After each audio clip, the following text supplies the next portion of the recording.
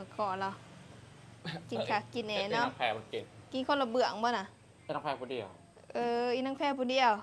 อืมสัพเพคือสิบ่ได้กินดนล่ะ โด มื้อแรงได้สิน้องเอาไผมื้อแรง จักแหละวนเวียนตอนนี้แล้ว หรือว่าพักผ่อน ขออีน้ำไปจากผัก บ่ขออีต้นขอบตาเจ้านั่นเนาะเออพักผ่อนแหน่ ก็อยากนอนนะ อืมเอาสบายดีเนาะทุกคนเนาะมื้อนี้ข่อยก็สิไปเล่นน้ำบ่าวสุกเนาะเพิ่นอยู่เพื่อนคนเดียวเพิ่นเพราะว่าเมียเพิ่นก็เมื่อบ้าน 3-4 มื้อแล้วท่านมามื้อนี้ก็สิไปเล่นน้ำเพิ่นบรรยากาศก็ฝนก็ตกคุมื้อทุกคนเอ้ยแต่ว่ามื้อนี้มันสิอยู่เรือนบ่เนาะมันสิเข้าไปเล่นน้ำเพิ่นอ่ะตอนนี้ก็ฮอดเฮือนบ่าวสุกแล้วนะทุกคนเนาะโอ้ยมาพอดีมาพอเมียเพิ่นมาแล้ววันนี้สบายดีสาวไส สบายดี มาถึงปานใดล่ะ มาว่านตอนแรงวัน มาว่านนี่นางแพรก็มาบ่ มาอยู่ในกับคุณครู โอ้เพิ่นอยู่ไหน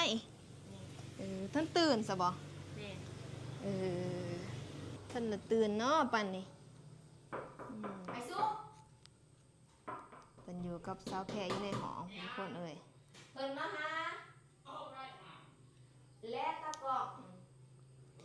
พากันเฮ็ดหยังอยู่ในบ่อนน่ะ เพิ่นมาหาลูกมาแล้วแม่ เออ แล้วว่าท่านได้ตื่น อืมเอิ้นยากแท้เนาะพากันเฮ็ดอีหยังล่ะป้าโท อยู่กับมี อยู่กับเมีย โอ้ใส่กางเกงในนะ กำลังตื่นบ่นี่ โอ้ยังยืนนอนกับบอกกวนไปตามเวลานะ อืมเอานี่ฝากแน่เอา ไม่ง้างอันนี้ขนาดนั้น ถือไว้โลกข่อยฝากเจ้าไว้ป้าบ่ได้อยู่ในนอนบ่เมื่อคืนนี่ฮะ ไม่ได้นอนดอก สะเพกอะนอนก็สะเพกบ่เมื่อคืนนี่ นอนกับโอ้ยนักแค่ก็อยากนอน ได้นอนอยู่บ่เมื่อคืนนี่ฮะ ต้องไปได้นอน บ่ได้นอน โอ้ย อืม ต้องมานั่งนะแม่นั่งเอ้ยอยู่ในเฉลยจักรลายก็นอนกับมันอะไรมันขาดจากยางมันมือน อนกับสะเพกนอนเมื่อคืนนี่เนาะ โอ้ยอันนั้นละ ฮะ โอ้ตกแรกนอนนอนเป็นนักชายทอง บ่ได้ละกินข้อเจ้านะ อีนังแพร เลี้ยงแพะกินข้อเจ้า เดา วัตมะนอจัดนักให้กันโหลดอืม ได้ไปจากลายมัน จนว่าคุมตาด บไดนอนนอนคืนโอ้ถอดแตง ำบ่ได้แจ็คดอกเมื่อคืนนี่ 7 ดอก 7 ดอกซะนะพวกเรา7 ดอกมา ผู้ได้7 ดอก โอ้ยยังดอกหนึ่ง จัดหายทั้ง2คนเลยเนาะ โดย เมียเพิ่นกลับบ้านไปโดน โอ้ย ทุ ยั ก ง ค ดอก น ห เล นึ่ง ย ตัว18 อืม บอย บ่ไหวเนาะจนว่าพวก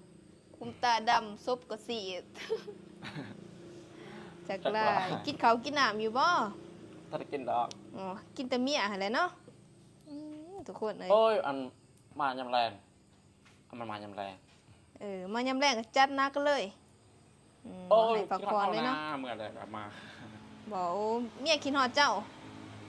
รั่วจะไปนำเอาบ่แม่น ไปทำดอก เออ โอ้ยเอามาคืนนี้ตอน8 โมงเป็นนักแพรมันไปเอา พี่ในใส่ในห้องเกี่ยวนะ นอนอยู่กับเป็นนักชัย เออ โอ้ยเอามาอยู่นำเอา เฮ็ดแล้วบ่ล่ะจะว่าไปเอานะ ก็แล้วแหละ บ่ โดย อย่าเราบ่ทันแล้วคัดจังหวะ แต่อย่าควรมันดอกโอ้อยากนอน จักหลายเนาะ บัดนอน กลางคืนบ่จักอยู่จักนอนนั่นแหละ กำลังคิดนอนนะมามาเลยไงนี่ มาขอเรากินค่ะกินแหน่เนาะ นักแพรมันกิน กินคนละเบื้องบ่น่ะ เป็นนักแพรคนเดียว อีนังแพรผู้เดียวสัพเพคือสิบ่ได้กินดนล่ะ เรื่องดอก ก็คือบ่กินแน่สะขอเพิ่น ไปแทบ บ่แซ่บล่ะอิหยังซะแซ่บฮะ กระแทบแล้วเรนา บ่หรือว่ามีแนวแซ่บกว่า อันนั้นยามันให้นะ จังได๋เพิ่นสิเมื่อยอีกได้น่ะเว้าบ่ถึงใจ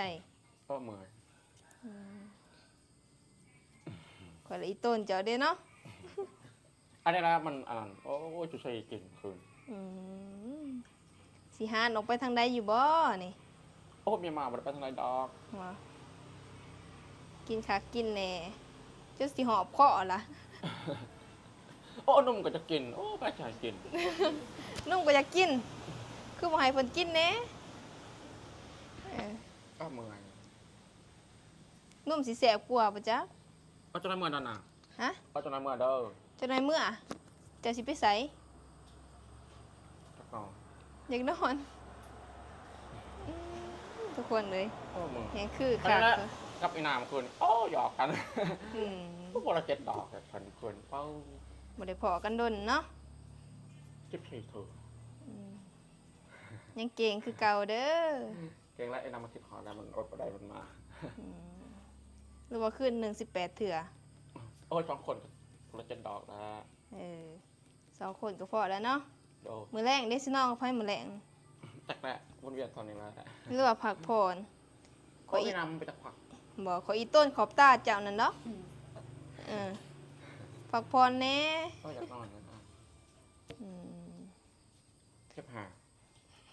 เจ็บแห้งเจ็บอีหยังล่ะ เจ็บคอ เจ็บคอเนาะ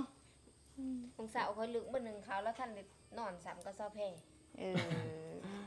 เอาไปเลยหนังชายภาพบอกคนนะไอ้คนนะอีนายอันนี้มากทายมันกระท่ำแต่เรื่องอยู่เรื่องนอนเรื่องกินเรื่องยา แต่ละกินของเขาวเสาร์แล้วนี่เนาะอืมไปหากินข้าวกินน้ำเนี่ยติกินแต่อย่างเดียวนำบ่ พ่อหน้าหนักโอ้อยากนอนนอนหนักแหละอีนายมันบอกพอใจ บ่พอใจเออขอยบ่ฮู้ว่าเรามาเขาว่าสิมาเล่นน้ำเจ้า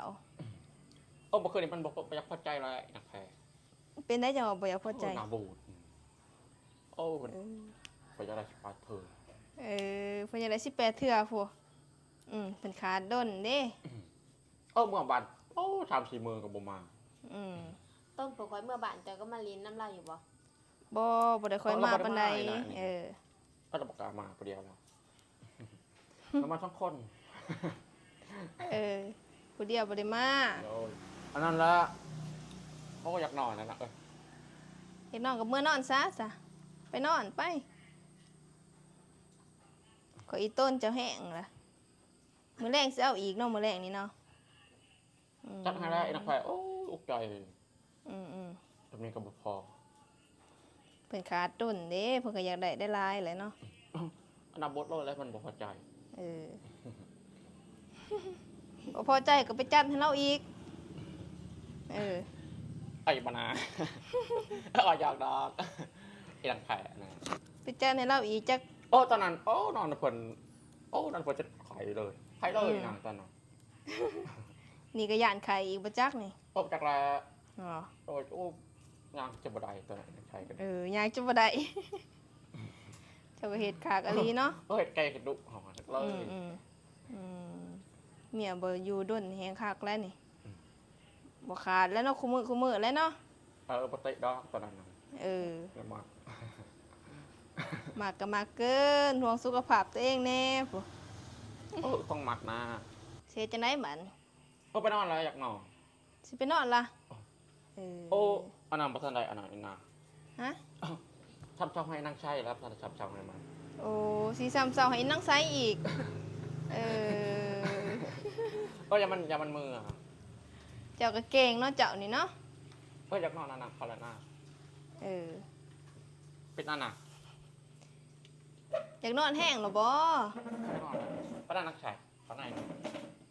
ไม่ได้นำมาถ่ายเลยดอกโอ้ใจมันดับ สิพากันไปแหละทุกคนเลยสิพาเมียไปสามเสาแล้วพุเออเขาบ่ซองบ่บัดนี้อ้าวสะขอยก็สิเมื่อซะเออเนาะทุกคนเนาะบ่าวสุกเพิ่นก็สิไปสามเสาให้เมียเพิ่นล่ะข้อยก็คือสิได้เมื่อละบัดนี้มีแต่ว่าพอกันคลิปหน้าเนาะทุกคนเนาะ